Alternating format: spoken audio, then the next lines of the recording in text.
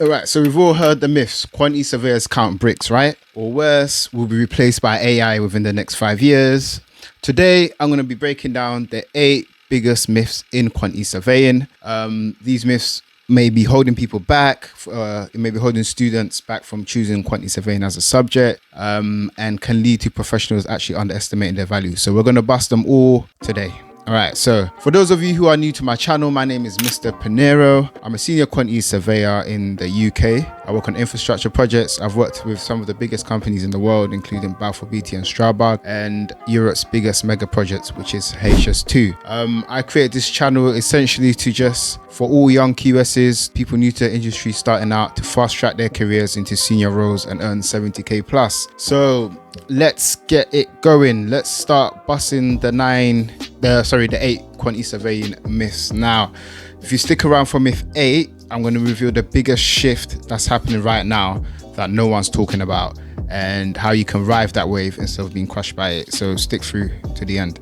All right, so myth 1, the classic one, you all probably would have heard of this. Quantity surveyors just count bricks. QSs just measure and do basic maths, essentially, is what that's trying to say. And it's true, yes, we do measure. Measurement is part of the job, but that's just one of the foundational skills of the job. There's so much more to it than that.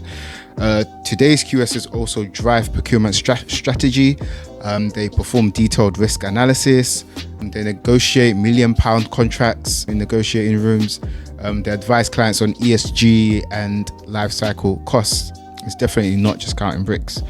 So if you're a young QS and you're just stuck doing takeoffs or assessing applications for payment, that's okay initially, but you really need to start moving up and doing more high value tasks if you really want to accelerate your career. Yeah, link in the description below if you want to have a chat with me about that. So coming up also in myth 5, I'm going to be revealing where quantity surveyors can earn 80k plus outside of the traditional construction industries. So myth number 2 now. Engineers or accountants can do the same job as a quantity surveyor. What this myth is essentially trying to say is, why do we need a QS if we already have an engineer or accountant? But this is not true, because engineers essentially design and accountants do financial reporting. That's what they do. Whereas a quantity surveyor essentially turns a vision into a commercial reality. A quantity surveyor has to understand if the project is buildable. They have to understand the contractual risk of building the project. They have to look at the supply chain under any pressure. They have to look at the price, the pricing validity. Our price is going up or down. Yeah, so you can't just replace a QS with someone who only knows spreadsheets or only knows about CAD. The quantity surveying role is essentially a blend of 3 roles. So as a QS, you're basically an engineer, you're an accountant, and you're a lawyer, kind of mixed into one. So on the engineering side, you need to understand the buildability of the project. You need to understand the logistics, getting materials in and out, getting different trades in and out. You need to understand the specification, and you need to understand the price of the project with engineering insight. On the accountancy side, you've got to manage budgets as a quantity surveyor. You've got to manage the cash flow and also the performance of the project. And how quantity surveyors are like lawyers is that you got to understand the contract. Do you know what I mean? You got to understand the contract. You got to understand the clauses so that you can manage any claims that come to you. You argue over compensation events, you argue over claims. You got to interpret the contracts, the NEC 3 contract, the JCT contract, all of that kind of lawyery stuff is also what QSs have to do. So we're not just bean counters. We don't just, measure tapes. It is kind of like a hybrid role of all these types of roles. So quantity surveyors essentially bridge the gap between the financial, legal, and technical field. We're kind of like the person that speaks to all those fields and kind of bridges them together. Yeah, so that's why quantity surveyors on projects are a big strategic asset. Moving on. Myth number 3, I don't know where this one came from. I think this was before AI became a thing, I'm assuming, is that you can't automate a QS. Some QSs think that they're safe from automation. Yeah, the truth is, tools like AI and BIM already automate takeoffs, they automate benchmarking, and even early stage cost plans. But what they're not going to be able to automate is human judgment. But yeah, anyway. Yeah, so human skills kind of matter the most at the moment. The real value is in interpreting data, negotiating outcomes, advising clients through risk, managing people is a big skill you need as a QS. Reading the room, the ability to just come in the room and read the room, de-escalating conflict, and also leading tough conversations. These human skills are not yet with AI at the moment. So machines obviously can crunch numbers, they can calculate, but they can't build that human connection. They can't build trust. Myth number 4, some people think that QSs can eliminate all cost overruns, which obviously is not true. Some clients think that if you hire a quantity surveyor, that means there'll be no overspend at all. Of course, this is wrong. Quantity surveyors can mitigate cost overruns, but they can't outright stop it from happening. They can't fully control design changes or the project getting bigger and bigger. For example, if there are supply chain issues that can be out of the control of the quantity surveyor. Obviously industrial action, things like that can be outside the control of the surveyor. What a good QS will do to help in those circumstances is they will flash concerns early. They'll raise the alarm early enough so that we can mitigate it and do something about it. And they can help recover a bit of time and costs. That's the real value that they bring to the table. All right, myth number 5. This is that quantity surveyors only work in construction. Of course, many people think that quantity surveyors are just on building sites, for example, which is not true. Quantity surveyors can work anywhere where there's capital expenditure, you can find quantity surveyors. So these sectors include infrastructure, where I work, which is like roads, bridges, rail, things like that. They can work in defense, like working for the Ministry of Defense as well. You get quantity surveyors working there. They work in renewable energy, offshore, wind turbines. You get quantity surveyors working there.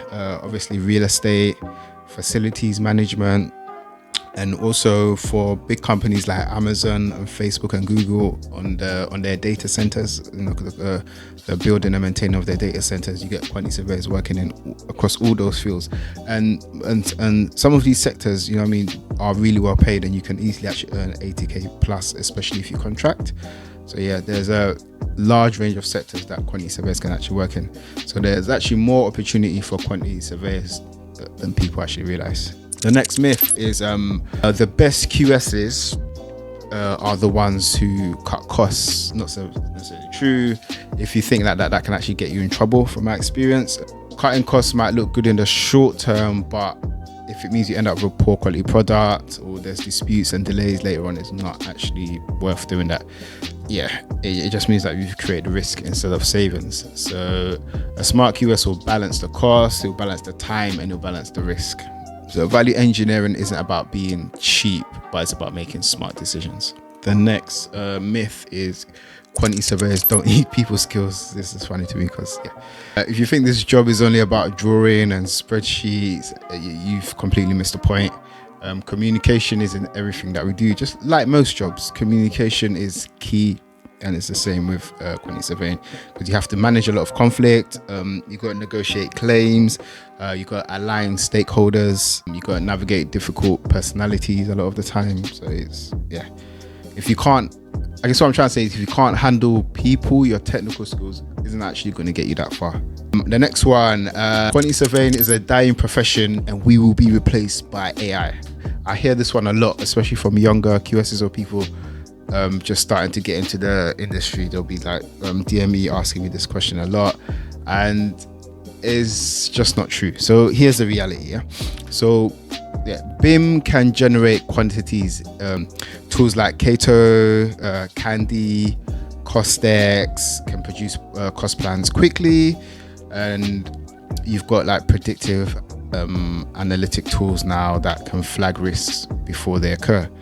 But here's what AI can't do. So building relationships, negotiating with subcontractors, advising clients on risk strategies, for example, handling a tense commercial room, with competing interests. I can't do that at the moment. So clients are demanding more of these soft skills at the moment. Do you know what I mean? So the quantity surveyors who won't be replaced by AI are those who embrace these changes, who embrace AI and use the tools effectively. Those that upskill in BIM, ESG, forecasting, and those that focus on strategy, judgment, and the real soft skills. Right. So yeah, you don't need to worry about being replaced by AI if you take advantage of it, essentially. So I think that's it. That's all the myths that we've gone through. Don't let any of these myths hold you back. We want to grow in the profession. You don't want to just do the job. You want to understand it. You want to challenge yourself, and you want to evolve with technology. Don't get left behind. If you like this video and you found it helpful, I've got another video here just to the left, which is the 14 best AI tools in quantity surveying at the moment. So you can have a look at that to see what AI tools are actually out and they're good for, what they're used for, etc. Subscribe if you're a young QS or assistant level, wherever you want to accelerate your career and get to the big money into the senior level. Subscribe, watch the videos, and hopefully you can learn and it can help you in your career. All right, thank you, bye.